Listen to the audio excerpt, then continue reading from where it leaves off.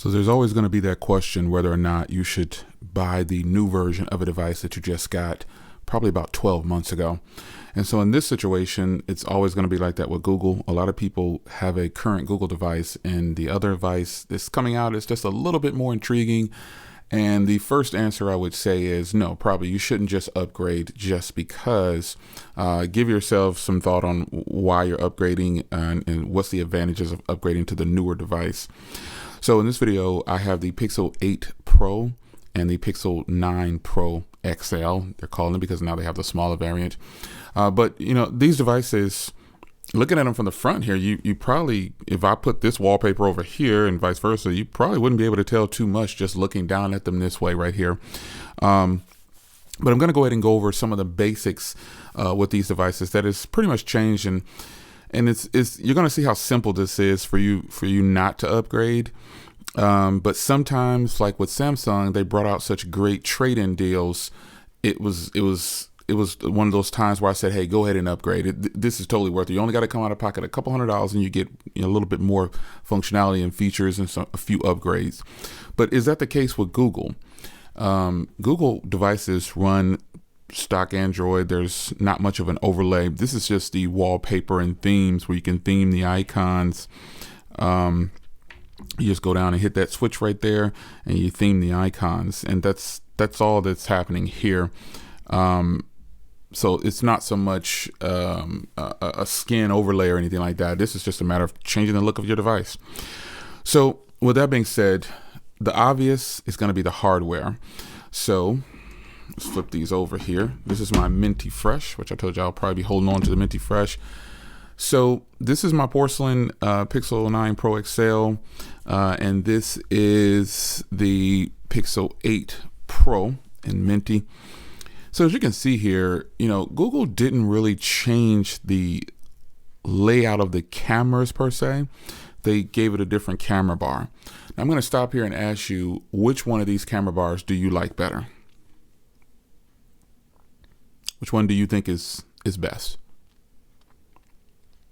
So now that you've got that in your head, personally, I like both camera bars. But the reason this one is a little bit more appealing is because it's the brushed look. It's the brushed aluminum look, which is what they do to, here's the Pixel 9, and they have it on the Pixel 9. You know, they have this brushed look around here. I just think this is just the best way to do it. You know, the polished look is something that's a turnoff to a lot of people probably. I've never really liked the polished look on phones. No matter what phone it was, but this camera bar is still nice. I like it better than some other camera bars that I've seen on phones. But the camera bar on the Pixel 9, at first glance, if you're not looking at the Pixel 8, you're going to say, whoa, that's a ginormous camera bump. But in reality, it's just like the camera bump on the Pixel 8 Pro. It's just wrapped into the device and flows with the device. That's all that you're looking at there. It just goes all the way around. And so in reality, this is the bigger camera bump because it goes for the length of the device. It's squared off. Yeah, this is the bigger camera bump, but that's not a good or a bad thing. This one just looks more uniformed with the roundness of the top corners and things like that. Because if you look at these, the Pixel 8 Pro is a little bit more squared off, just a hair on the corners. It's more squared off. You definitely should be able to see it there, that the Pixel 8 Pro is more square on the corners and the 9 is round on the corners. Yeah, and then so though you have this kind of squarish camera bump and this more round camera bump, and this is definitely more uniformed when it comes to the corners, and this one is more uniform for this particular device. So the fact that at first glance, it looks like the Pixel 9 Pro has a bigger camera bump. That's just because of the way it's built and it's coming off of the device. When you hold these in this format, you can see that they both have big, like if you look at it from this angle, they both have a big surface area on the top. All they did was kind of chop off the edges and rounded it off and makes it more uniform for the current generation. So hardware wise, they both have this polished the polished rails and sides, which I don't like. I never have liked, and that's just how it is. But they've moved the SIM tray to the bottom of the device, which is probably something to do with the internals, I would assume. But overall, these devices are technically the same. However, the Pixel 8, when you're holding them in your hand like this, the Pixel 8 Pro feels better. And the reason it feels better is because it has a rounded back. The back on the Pixel 8 is rounded, so it flops in your hand and sits in your hand a lot better. Not to say that this is rough on the hand, because this Pixel 9 Pro XL, the Pixel 9 lineup is rounded off more. But with the addition of the curved back for the more boxy corners of the Pixel 8 Pro, you get a better feel in hand. At least I feel like you do. You get a much better feel in hand. Well, it's not something that's extremely noticeable, but it is noticeable because this part of your hand, palm of your hand, there's a softer, rounder, more round corner, sorry about that, sitting in the palm of your hand when you're holding your device like this. And then when you're holding your device with this one, you can see how pronounced it is with the flat back. Yeah. This is a flat back on a device versus a curvy back on the device.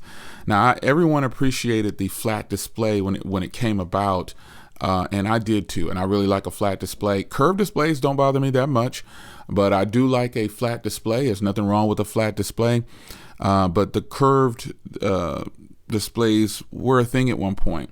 The flat display is definitely just better for screen protectors and things like that. It's much better. The flat display on both seems to be really nice, but the hardware on the back side is a better fit in hand in my use case scenarios when I'm holding my device than with the Pixel 9. It's flat all the way around, and then you've got a nice, I guess you can really feel it once you're holding them both at the same time. And, you know, some people won't be able to hold both of these phones at the same time, but take my word for it, the curve on your 8 Pro, if you still have it, it feels really good in comparison to the 9 Pro XL. It's flattened off, and so you have to have the flat sides. And I go to that next. The flat sides on the Pixel 9 here, it feels really good. It gives you a sense of when you're holding it, it's ironically enough, it just kind of makes it feel a little better in hand. Rounded phones on the sides don't feel as good, I would say, depending on the device. But in this particular scenario, the Pixel 9 Pro feels really good with the flat sides. And so you look at, you know, how some of these OEMs do the design elements of how they're thinking about doing this. You get this, let's just change this. I mean, every company has done it at this point. Everyone has moved, not every company, I guess I would say the people in the United States. They're the ones, the companies in the United States have moved from round sides to flat sides. And you know what? They'll circle back around to round sides at some point, because you can only do so much with this design. And so that's why we need to get over to the folding game and get more people, get more folding slabs like this, or I guess I should say more folding designs like this into people's hands, so they'll be able to transition to folding devices and as a whole. So I'm loving both of these designs, but I do like the flat sides on here. And they probably could do, Google could probably do flat sides and still round out the device on the back like the 8, but it probably would add it, they would have to thin it out to do that more, or add more bulk to it. And if adding it, making it a little bit thicker, I wouldn't care if it was a little bit bigger battery, because you can never have too much battery in the phone. So hardware wise, when you look at the front of these, because ultimately folks, you're saying, well, Jay, you're comparing, yes, because you know, you have a few things that are different as far as software. I think the cameras haven't changed much at all.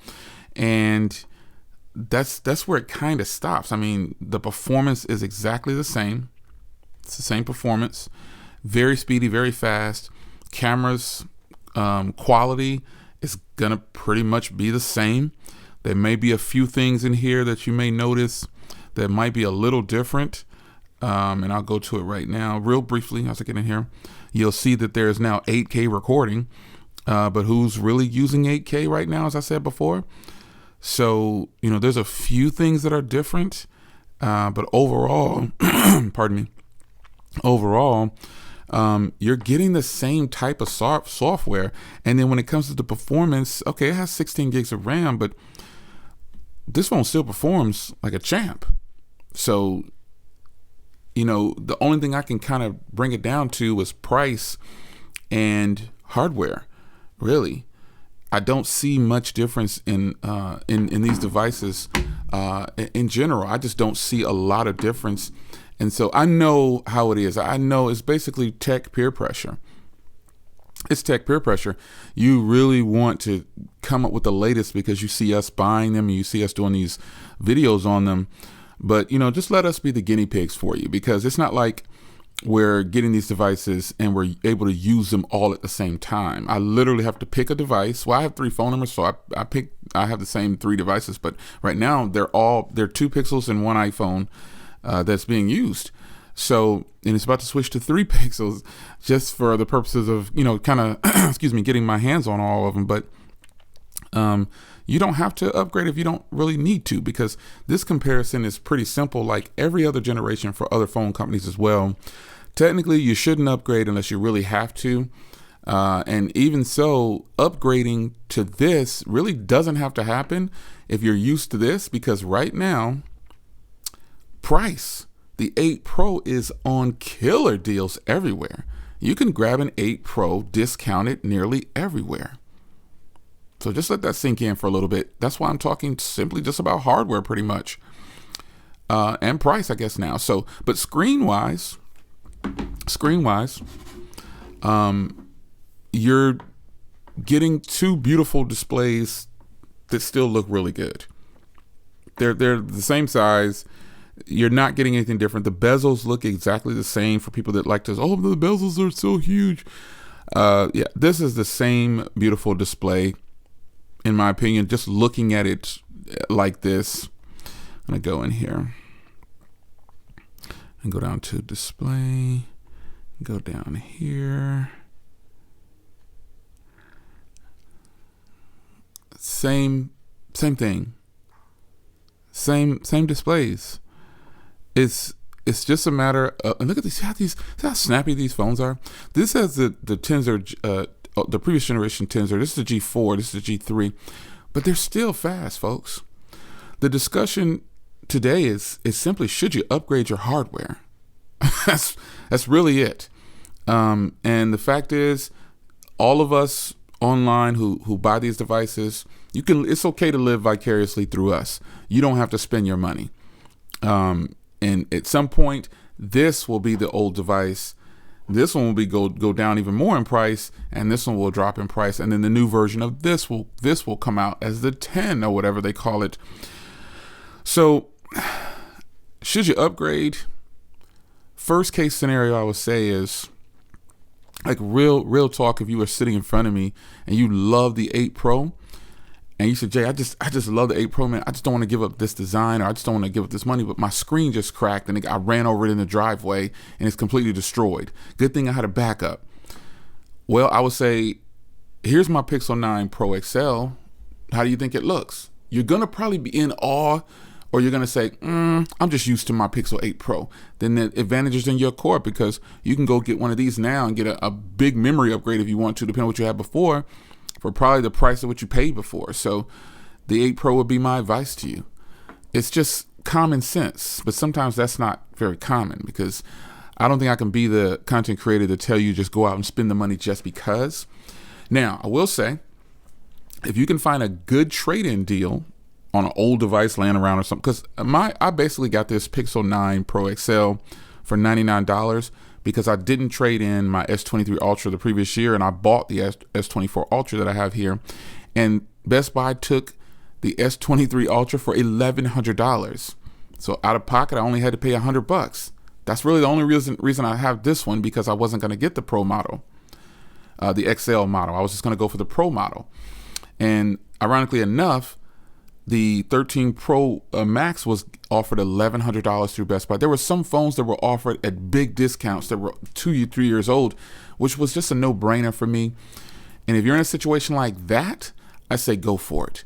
When you don't have to come out of pocket much at all, if any. And if I would have went to 128 gig, well, technically, I got $200 back for buying this.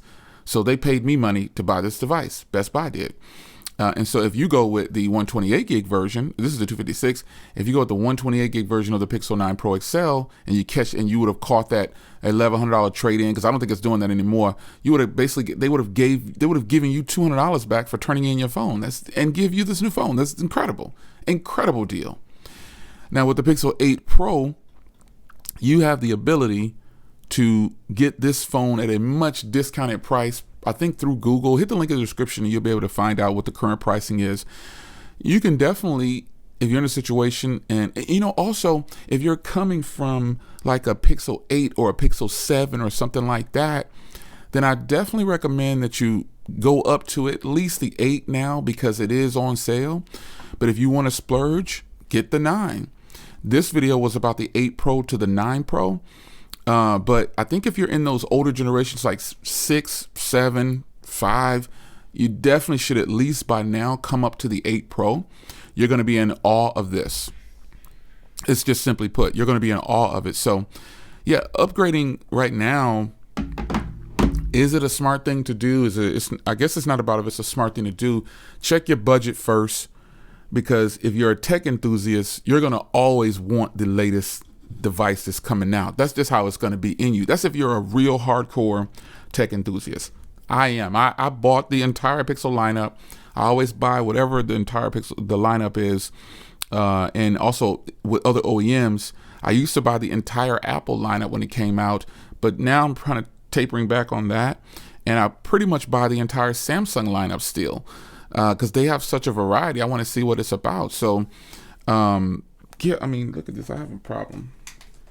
If you haven't seen Easy's Computer Solutions' latest video, you probably want to check it out. This is the 24 lineup and the Z lineup. I didn't have to buy all these, but I like tech and I want to experience them all.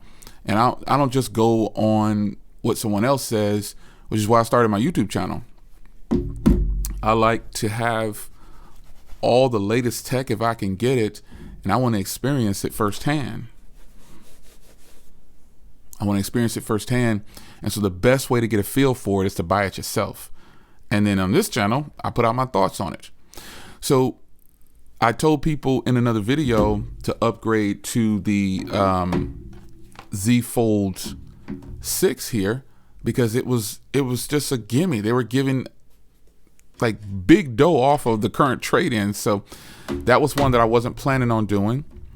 And then the same thing with the Z Flip 6. I was like, they're giving big cash off of these. Trade in those old devices. They're giving money that you'll never get for them. So trade them in.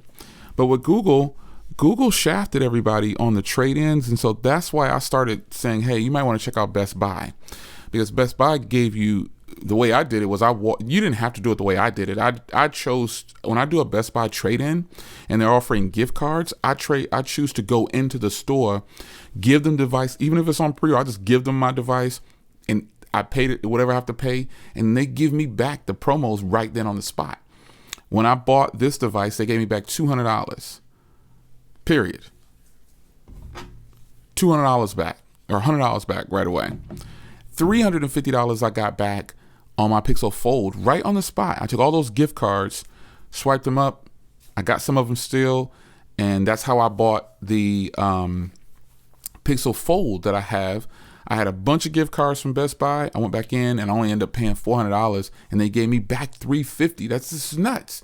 You got to manipulate the system if you do want to play in the current situation. If you want every new device that's coming out, you got to find a way to manipulate the system to make it work for you. You don't have to flex and keep all these devices like some of us keep all these devices. And the fact is, I used to be the collector type person. But then I was like, man, these devices are just sitting here. I have to maintain them. I have to keep them charged. Now, let's be clear. I do have a lot. I have a shelf next to me. I could probably pull out a device like every few seconds. But I do have a lot of devices. But I'm starting to give them away and sell them off and trade them. I'm starting to do that now because I just don't see the purpose of me holding on to the generations that once they hit 3 years. So that's what I've been doing. Once the 3-year mark hit, it's time to go. No matter what the value is, I'm just going to get rid of it or give it away if I feel like it's worth more. So upgrading here is a thing that, you know, every year, this is how the OEMs get you. They give you these big presentations and they tell you this one is better than this. And, you know, this is the new hotness and you really should get this. And this is what we've upgraded. But in reality, as I show you the 9 Pro and the 8 Pro, the 9 is a good jump. You're going to be shocked to hear this, but this is a great jump from the 8 Pro. You're saving money. According to buying these Pro models, you're saving money. You're getting a lot of phone, and you can still get a 256 gig in these colors like this. Yeah, this is a great jump right here. If you crack your 8 Pro, and you know what I'm saying, like you're like, man, I really love the 8 Pro, I would say go ahead and go to the 9 and feel it out. Just check it out. There's an exchange policy at companies. I think a lot of people will like this device right here over the 8 Pro, that is. I think it's a nice smooth jump for you to where you don't have to come off with too much money if you decide you want to do it. But in the end, the 9 Pro XL versus the 8 Pro from last year, this is a fire device. And if you have it and it's still working and it's flowing along and there's nothing wrong with it, stay with it, man. Don't get rid of it. Don't get rid of it. Why is it signing me in the threads? I'm already signed in. That's weird. Don't look at my man Grant. Well, he flex on it. Yeah, see, Grant is in collector mode still. You know, I had all of these devices and I sold every last one of them now, and all I have is the 9 and the 8 generation. That is how, fun fact, if you didn't know that is how I got my Pixel 9s, the current 9 lineup. That is how I bought it.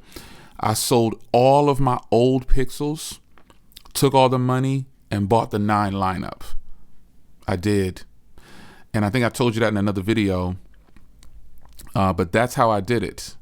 I was in collector mode for quite some time, but I was like, I don't want to keep up with all this stuff anymore. Everybody in my family has newer phones. They're not going to want these devices. It's cool for me to collect them, but we still need people like Grant to keep the train going. We're going to need him to keep the train going. And I know he will not probably sell any of these devices anytime soon. But, you know, I got rid of mine. I was like, I'm going to use this money and then put it right back into a new Pixel. That's how I did it. But, you know, the fact of the matter is you can, the heck was that on my timeline? What the heck is it doing? I don't know what just happened. Oh, it signed me out of my other account. Look at Mark flexing the Z Fold 6. Get him, Mark. Get him. Hurry up and come back to the United States, Mark. Side note, so you can take back over Team Pixel. Just saying. But yeah, man, if you have an 8 Pro, you got the device that is going to continue to work for you. It's not going to break anytime soon. And I just don't foresee it keeping it as a bad thing. I don't think keeping it is a bad thing. So there you have it.